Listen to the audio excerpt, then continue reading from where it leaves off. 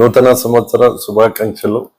ముఖ్యంగా ఇప్పుడు ఒక అజిటేషన్ జరుగుతూ ఉంది కాబట్టి 5 నియోజకవర్గాల రైతులకు, డీలర్ల మహాశైలకు నూతన సంవత్సర శుభాకాంక్షలు. రైతు ఈరోజు కొన్ని ఇబ్బందులు ఎదురవుతున్నాడు. దాన్ని అధిగమించాలంటే కొన్ని నేర్చుకోక తప్పదు. రైతు కూడా ఫస్ట్ పెట్టుబడి ఎంత పెడుతున్నారు, ఎంత లాభం వస్తుంది అన్నీ చూసుకోండి.